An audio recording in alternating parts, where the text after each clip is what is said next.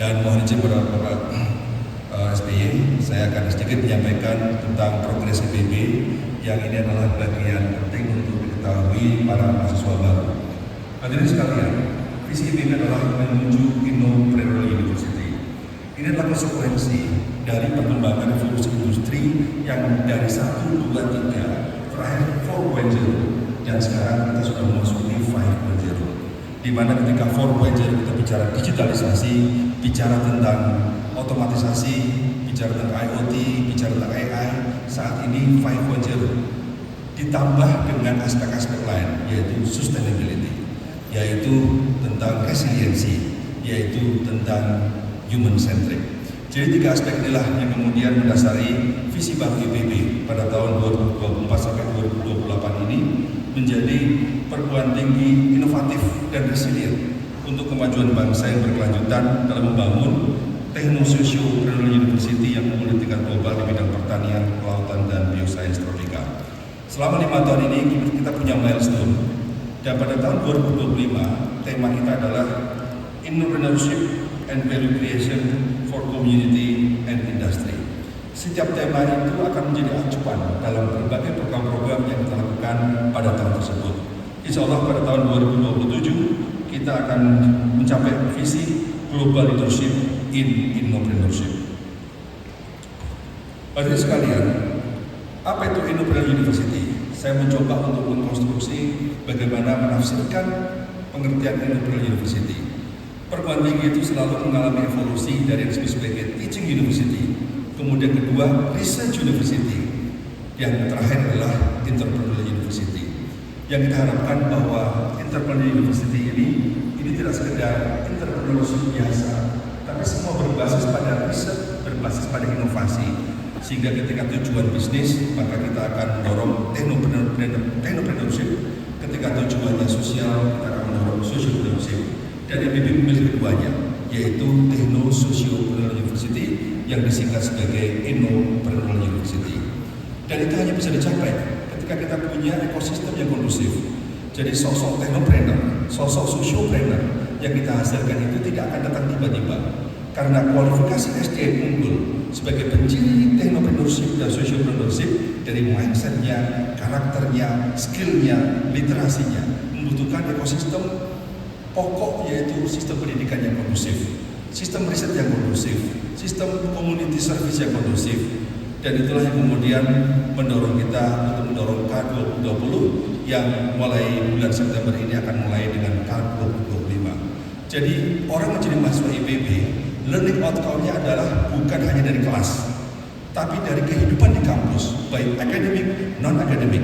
Karena untuk memperkuat leadership, memperkuat kolaborasi, memperkuat kompleks problem solving skill, memperkuat analytical skill, akademik harus ditambah dengan non-akademik. Oleh karena itu kami mendorong para mahasiswa S1 untuk menjadi aktif di organisasi, untuk bisa banyak menjalankan praktek-praktek leadership sehingga suatu saat mereka bisa mendorong karirnya.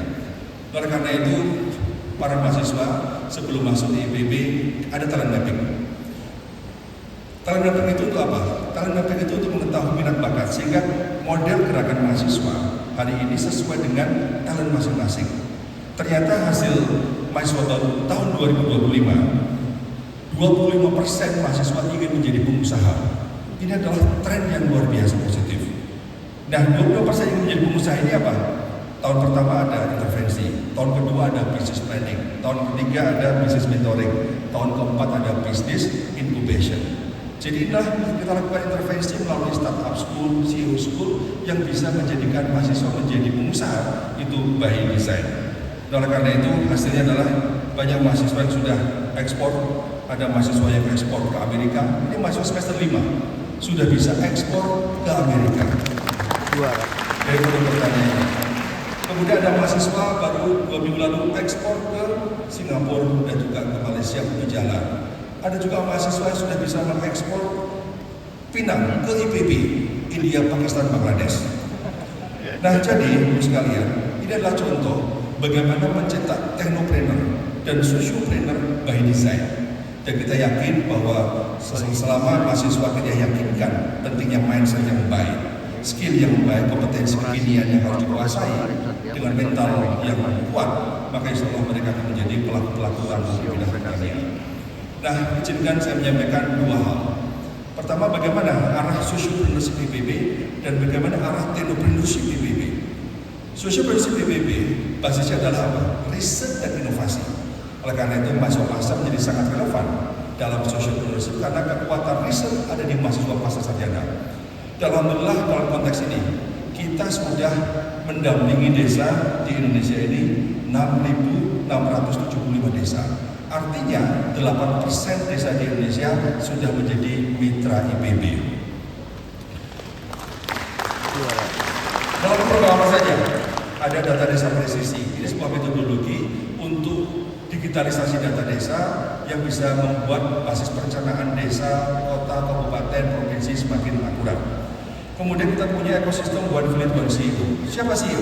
Mahasiswa tingkat akhir dan mahasiswa fresh graduate, lulusan baru, yang kemudian masuk ke desa, membawa inovasi IPB, diseminasi inovasi, membuka akses pasar, membuka akses finansial, dan kemudian mereka bisa menjadi sociopreneur di desa yang kemudian mendorong ekonomi desa. Ada juga Agribusiness Technology Park. Ini di belakang kampus, 5 menit dari sini. Ini tempat di mana pemberdayaan petani kita lakukan. Ada 759 mitra petani lingkar kampus yang kemudian menjadi mitra kita, belajar di kita, kemudian benih kita berikan pada mereka, mereka membudayakan, kita dampingi, kemudian hasilnya kembali ke IPB.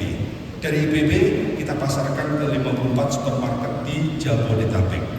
Jadi kalau ibu sekalian, Pak SBY pergi ke mal-mal di Jakarta, kalau beli produk organik itu sebagian berasal dari IPB. Jadi mendampingi Pak Wali Kota. Kemudian juga kita saat ini sedang mempersiapkan pendirian COA, program makan bergizi gratis. Ini adalah tugas dari pemerintah kepada IPB agar IPB menyelenggarakan berbagai aktivitas baik pusat pembelajaran dan pelatihan, pusat penelitian dan inovasi, pusat manajemen pengetahuan, dan pusat untuk pengembangan kebijakan. Jadi dengan COA ini, insya Allah IPB akan mengkoordinasikan kampus-kampus di Indonesia agar bisa punya peran dalam pengembangan makan bergizi gratis ini. Hadirin sekalian, pusat MBG ini insya Allah akan dilakukan di daerah Cikarawang di belakang kampus, dan kemudian saat ini kita sudah bekerjasama dengan Bappenas, BGN, dan juga UNICEF. Kemudian yang kedua adalah soal technopreneurship. Dalam konteks technopreneurship ini kita berangkat dari sebuah problem yang disebut sebagai the valley of death. Apa itu the valley of death? The valley of death adalah ketika academic research dan industri itu tidak pernah ketemu. Karena kita riset hanya riset dasar, riset tidak pernah mencapai technological readiness level sampai 9, tapi kita hanya sampai 4, kemudian industri mengaplikasikan tidak berbasis pada inovasi yang ada perguruan tinggi. Oleh karena itulah kita membangun bagaimana technopreneurship yang berbasis pada inovasi dan riset kita melalui Science Technopark. Disinilah Science Technopark sudah kita bangun, ini ada di Taman Kencana. Sekiranya Bapak ada waktu, nanti suatu saat Bapak SBY berkenan berkunjung ke Science Technopark kita, karena disinilah tempat hilirisasi inovasi. Ada startup center, ada 2 pabrik, dan juga di situ sekarang sedang dibangun halal center. Ini halal center insya Allah pada tahun ini akan selesai. Selama ini halal center terbesar untuk perguruan tinggi itu ada di Chulalongkorn di Thailand. Insya Allah setelah ini berdiri, insya Allah ini halal center terbesar di Asia. Ini ada 6 lantai yang bagaimana kita menjalankan fungsi inkubator bisnis bagi UMKM agar mereka bisa melakukan proses sertifikasi halal dan pengembangan halal dengan lebih baik lagi. Nah, inovasi-inovasi yang ada di IPB silakan bisa di-download di aplikasi ini. Ada ribuan inovasi yang sudah siap masuk pasar. Salah satunya adalah varietas unggul. Kita sudah memiliki 145 varietas unggul. Ada padi 3S sampai 15S yang produktivitas sampai 12 ton per hektar. Sebenarnya masalah kedelai itu juga bisa kita atasi karena rata-rata nasional 1,5 ton per hektar. IPB sudah bisa menghasilkan 4,6 ton per hektar. Untuk bawang putih, nasional rata-rata sekitar 6 ton 7 ton per hektar. Kita sudah bisa 15 sampai 23 ton per hektar. Artinya inovasi-inovasi di bidang pertanian di IPB sebenarnya sebenarnya sudah cukup memadai untuk membuat Indonesia ini swasembada dalam bidang pangan. Hadirin sekalian, di Science Technopark ini kita bangun beberapa teaching industry. Ada produksi minuman, kita memproduksi botol sendiri, memproduksi minuman sendiri, air mineral. Ada pabrik pengolahan pakan ternak di Jonggol, ada pabrik pengolahan kelapa sawit di Jonggol. Ini tempat untuk magang, tempat untuk kuliah, tempat untuk praktikum, tempat untuk riset, dan tempat untuk maklun bagi industri-industri kecil. Kita baru menyelesaikan dan membangun teaching factory untuk pakan ternak dan juga pabrik pengolahan kopi. Ada juga pabrik pengolahan pakan ikan, ada di sini sudah kita bangun, dan juga house untuk ayam broiler. Hadirin sekalian, kalau kita lihat bahwa banyak perguruan tinggi pertanian di dunia punya smart greenhouse. Alhamdulillah IPB tahun 2024 sudah mendirikan super smart greenhouse. Ini greenhouse tercanggih di Korea, sekarang sudah ada di IPB. Jadi ini ada vertical farming, ada greenhouse di mana setiap tanaman itu bisa mendapatkan injeksi CO2 dari luar. Jadi ini kecanggihan yang luar biasa yang kita dapatkan dari berbagai mitra, khususnya yang dalam hal ini dari Korea. Hadirin sekalian, Startup Center IPB ini tempat bagaimana inkubator bisnis kita lakukan. Sebagian sudah menjadi eksportir, sebagian sudah menjadi pengusaha-pengusaha tangguh, dan alhamdulillah hingga saat ini kita sudah mendampingi 438 startup. Ini jumlah yang tidak kecil, dan sebagian dari produk inovasi IPB melalui startup maupun melalui mitra kita saat ini sebagian sudah ekspor. Jadi inilah gambaran tentang inovasi IPB untuk dunia. Hadirin sekalian, produk inovasi tersebut bisa sebelumnya. Ini ada macam-macam, dari teknologi yang sederhana sampai yang canggih. Yang sederhana contohnya apa? Ini pupuk yang hijau atas itu. Kondisinya di Cipanas itu ada oversupply kotoran kambing. Kemudian IPB masuk bersama partner swasta, kemudian kita mencoba hadir dengan inovasi fermentasi. Kemudian dengan teknologi sederhana itu dibuatlah media tanam, dan alhamdulillah bisa kita ekspor ke 11 negara. Dan tahu mereknya apa? Mereknya adalah Gotai, kotoran kambing. Jadi ini merek yang laku keras, yang saat ini sudah masuk ke 11 negara. Ada kopi Garut, ada pepaya Kalina. Pepaya Kalina adalah produksi IPB. Kalau di mall nggak ada pepaya Kalina, ada yang California.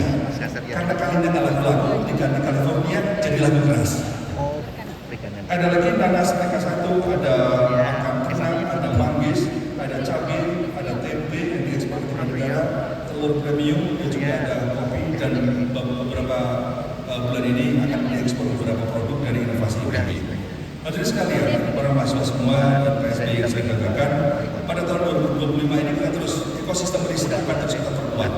Jadi ekosistem riset ini insya Allah untuk pasca sarjana di kampus Baranang Siang akan sedang proses pembangunan untuk gedung common classroom pasca sarjana.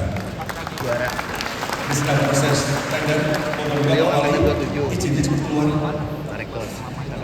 IMB-nya moga cepat keluar. Kemudian pembangunan laboratorium terpadu dan riset unggulan. Insya Allah kita akan bangun dengan riset lab alat-alat canggih yang belum ada di Indonesia. Ini disupport oleh KOIKA, Korea. Kemudian kita juga akan bangun laboratorium biobank. Jadi saat ini kita lihat badak itu di Indonesia tinggal 50 ekor, badak Sumatera. IPB hadir dengan ART, Assisted Reproductive Technology, untuk bisa membuat bayi tabung badak. Jadi para mahasiswa IPB dari SKHB, Dokter Hewan dan Biomedis bersama dosen, kalau hutan cari apa? Cari badak. Setelah itu badak apa? Diambil sperma. Cari badak susah, apalagi mengambil sperma badak. Itulah teman-teman kita yang bertahan di lapangan dalam rangka untuk menjaga konservasi genetik yang ada di Indonesia ini. Dan kemudian kita juga sedang menyiapkan gedung Center of Excellence untuk pusat pelayanan gizi. Dan yang terakhir adalah tahun 2026 kita akan bangun Rice Innovation Center. Jadi PSBY kalau di Filipina ada IRI sebagai pusat beras, insya Allah di IPB ada IRI lebih kecil yaitu Rice Innovation Center. Hadirin sekalian, berdasarkan karya-karya kita, reputasi kita, alhamdulillah IPB pada tahun 2018 meningkat 751 sampai 800. Tahun 2025 ini kita peringkat 399 dunia. dan khusus di bidang pertanian dan kehutanan, termasuk perikanan, peternakan.